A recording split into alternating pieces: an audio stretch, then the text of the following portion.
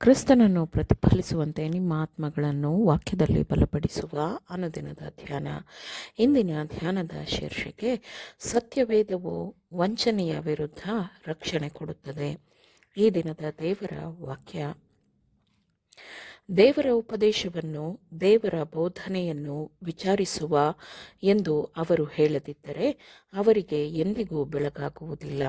ಯೆಶಾಯ 8ನೇ ಅಧ್ಯಾಯ 20ನೇ ವಚನ.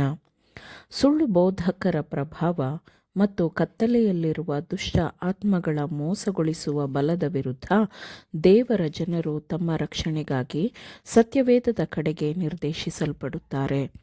ಸತ್ಯವೇದದ ಜ್ಞಾನವನ್ನು ಜನರು ಪಡೆದುಕೊಳ್ಳಬಾರದೆಂದು ಸೈತಾನನು ತನ್ನಿಂದ ಸಾಧ್ಯವಿರುವ ಎಲ್ಲ ಸಾಧನಗಳನ್ನು ಬಳಸುತ್ತಾನೆ.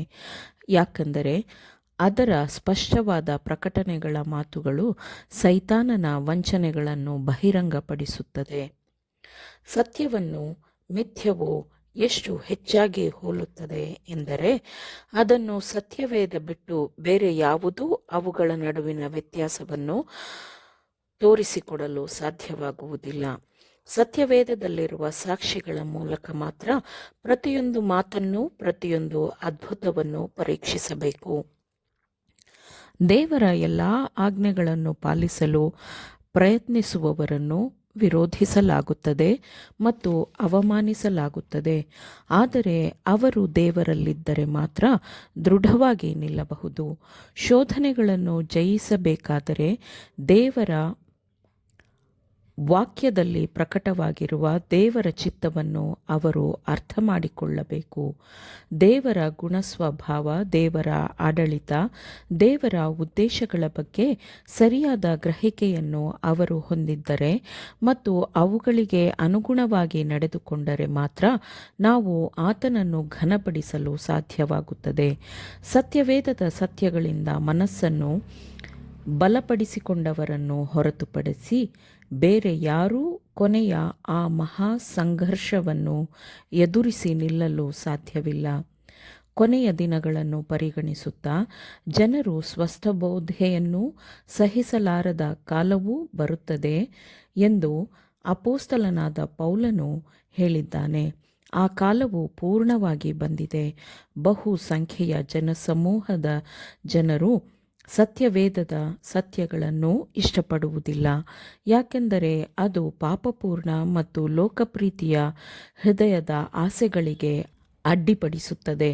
ವಂಚನೆಗಳನ್ನೇ ಪ್ರೀತಿಸುವ ಅವರ ಆಸೆಗಳನ್ನು ಸೈತಾನನು ಪೂರೈಸುತ್ತಾನೆ.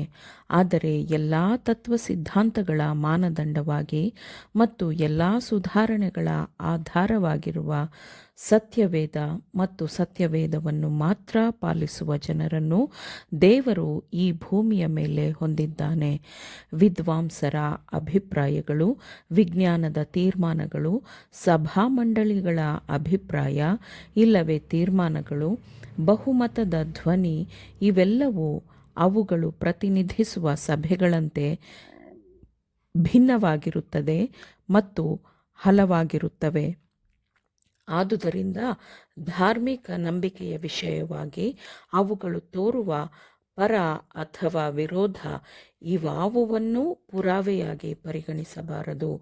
ಯಾವುದೇ ಸಿದ್ಧಾಂತವನ್ನು ಅಥವಾ ಆಜ್ಞೆಯನ್ನು ಸ್ವೀಕರಿಸುವ ಮೊದಲು ಕರ್ತನು ಹೀಗೆ ಹೇಳುತ್ತಾನೆ ಎಂಬ ಬೆಂಬಲದ ಮಾತನ್ನು ಸರಳವಾಗಿ, ಸ್ಪಷ್ಟವಾಗಿ ಕೇಳಬೇಕು, ಪರಿಗಣಿಸಬೇಕು.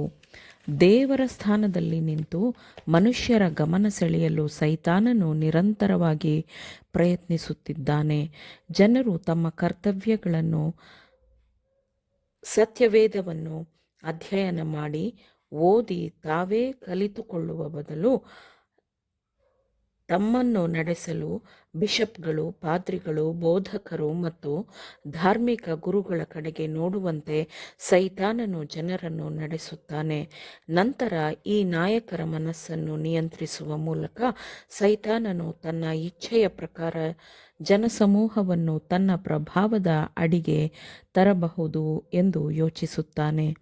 ಜೀವದ ವಾಕ್ಯಗಳನ್ನು ಹೇಳಲು, ತಿಳಿಸಲು ಕ್ರಿಸ್ತನು ಬಂದಾಗ ಸಾಮಾನ್ಯ ಜನರು ಸಂತೋಷದಿಂದಲೇ ಅದನ್ನು ಕೇಳಿದರು ಮತ್ತು ಯಾಜಕರು, ಆಡಳಿತಗಾರರು ಮತ್ತು ಅನೇಕರು ಕ್ರಿಸ್ತನನ್ನು ನಂಬಿದರು. ಆಮೇನ್. ದೇವರ ವಾಕ್ಯಗಳನ್ನು ಶ್ರದ್ಧೆಯಿಂದ ಆಲಿಸುವವರು ಮಾತ್ರವೇ ಆಗಿರದೆ ಪಾಲಿಸುವವರೂ ಆಗಬೇಕೆಂದು ನಿಮ್ಮನ್ನು ಉತ್ತೇಜಿಸುತ್ತೇನೆ. ಪರಿಶುದ್ಧಾತ್ಮನ ಸಹಾಯದಿಂದ ಆಲಿಸಿದ ನಿಮ್ಮೆಲ್ಲರಿಗೂ ಧನ್ಯವಾದಗಳು. ಮತ್ತೆ ದೈನಂದಿನ ಧ್ಯಾನಕ್ಕಾಗಿ ನಾಳೆ ಸಂಧಿಸೋಣ. ಆಮೇನ್.